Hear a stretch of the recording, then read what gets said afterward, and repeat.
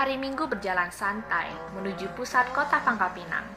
Tanpa kita lama-lama lagi, welcome to our podcast.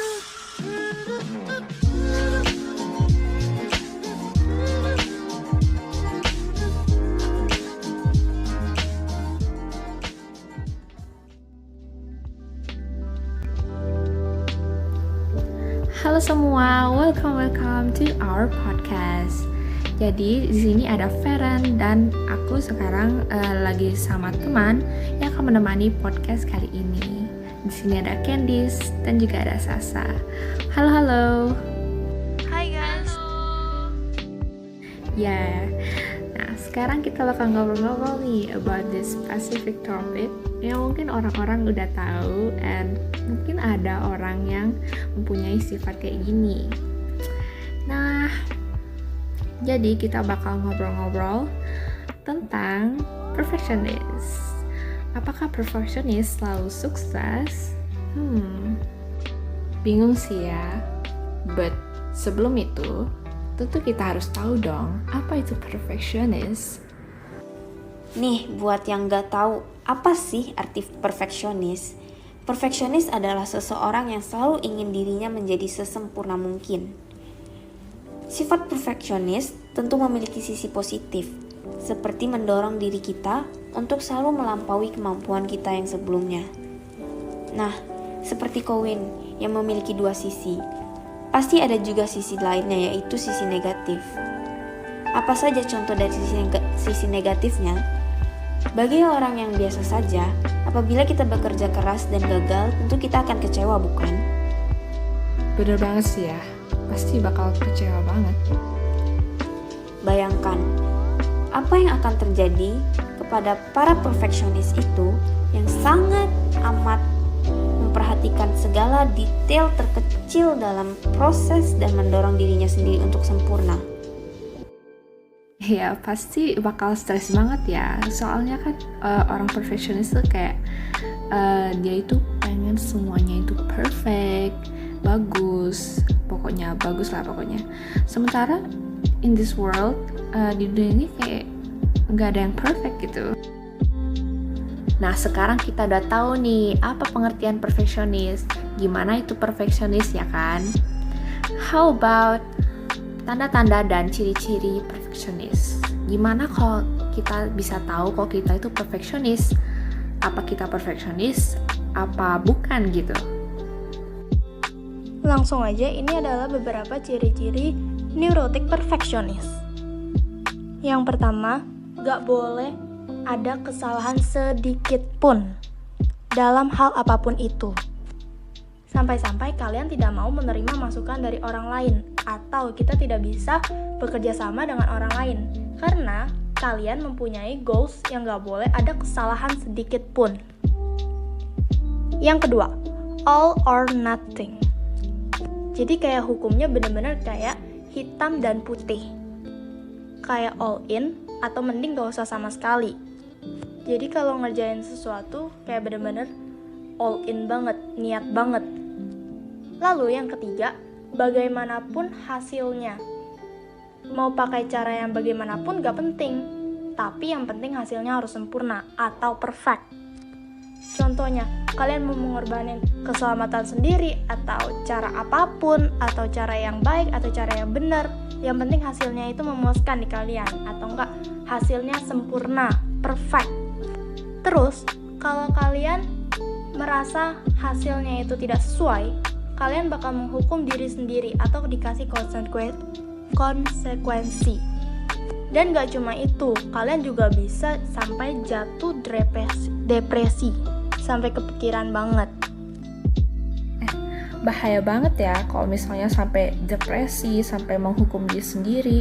Itu kan kayak jatuhnya itu kita nyakitin diri kita sendiri.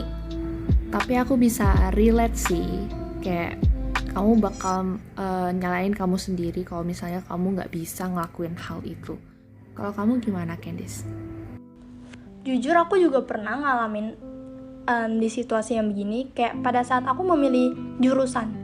Di saat aku pengen IPA, tapi dilihat dari mata pelajaran IPS aku yang lebih besar, aku jadi kayak ragu mau pilih IPA atau IPS. Sedangkan aku sukanya di IPA. Dan di situ aku belajar keras banget sampai oh ya aku harus nih, wajib nih masuk IPA. Sampai aku bener-bener depresi, aku belajar mati gila. Dan habis itu ya untungnya sampai sekarang aku bisa masuk IPA. Ya, tapi di sisi lain juga ada minusnya karena aku kayak membuang-buang waktu dan kayak menghukum diri sendiri agar bisa terus bisa. Jadi sampai agak kesehatan aku tuh kayak berkurang, kayak tidurnya larut atau apapun itulah ya. Kayak aku merasa sesuatu yang harusnya nggak aku takutin, kayak aku takutin banget. Kayak kan kalau misalkan mau masuk IPS ya nggak apa-apa, kita kan punya niat, kita harus bisa, kita belajar. Tapi kayak aku takut banget kalau aku nggak keterima di IPA. Masih banyak lagi contohnya pada masa SMA aku dapet IPA 70. Aku kepikiran bisa nggak ya aku nerusin cita-cita aku. Ulangan math dapat 90. Berusaha mencari kesalahan orang lain, ada nggak ya yang dia benar, aku salah, supaya yang aku bisa jadi 100, atau nggak yang dia yang benar disalahin. Jadi kayak kita merasa yang awalnya bersyukur tapi bisa 90, yang awalnya bersyukur harusnya dapat 90, tapi aku ingin lebih, jadi kayak nggak bersyukur aku dapat 90, aku mau mencari kesalahan orang lain. Nah, terus kita punya standar yang tidak realistis, kayak terlalu tinggi. Sama yang kayak tadi aku bilang, yang seharusnya kita bersyukur dapat nilai 90, tapi kita ingin lebih. Jadi fokusnya yang harusnya kita bersyukur dapat 90. Loh, kok harusnya aku bisa dapat 100, tapi kenapa aku dapat 90? Harusnya kita lebih mensyukuri apa yang kita dapat dibandingkan kita harus mencari kesalahan orang lain dan kita selalu ingin lebih. Harusnya kita nggak boleh selalu ingin lebih, kita harusnya bersyukur dengan apa yang kita punya. Terus neurotic perfectionist juga ada yang seperti selalu ingin lebih.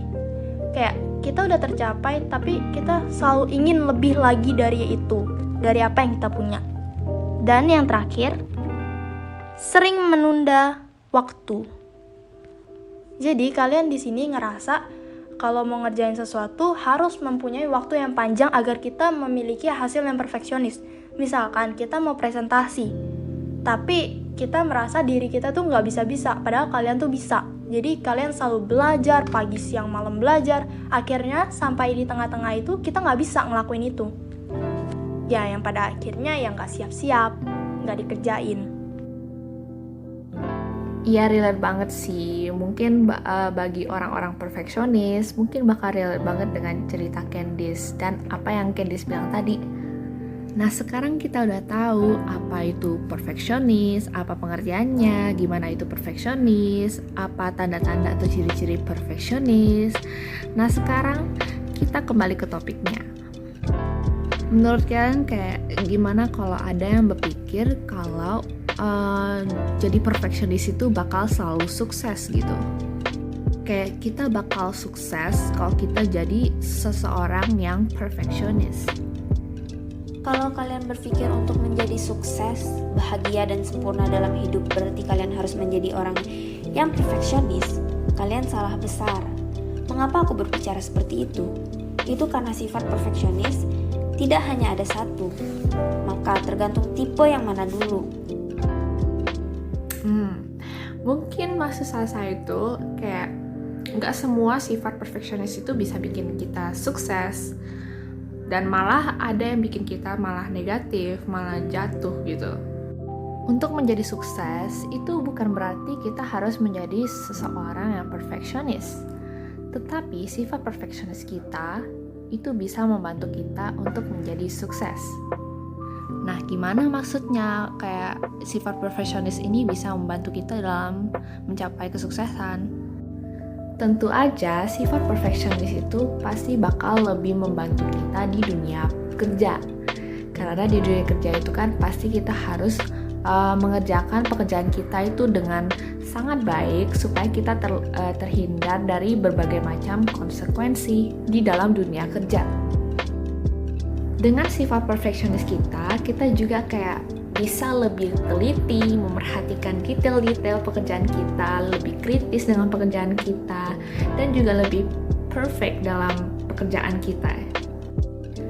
Dan mungkin inilah kenapa orang-orang berpikir bahwa orang perfeksionis itu bakal selalu sukses. Tapi sifat perfeksionis itu bisa juga menimbulkan kegagalan bagi kita. Jika kita perfeksionisnya itu kayak terlalu berlebihan, sehingga kita itu takut untuk memulai, atau enggak ketika kita mulai, hasilnya itu enggak sesuai dengan ekspektasi kita terus gitu.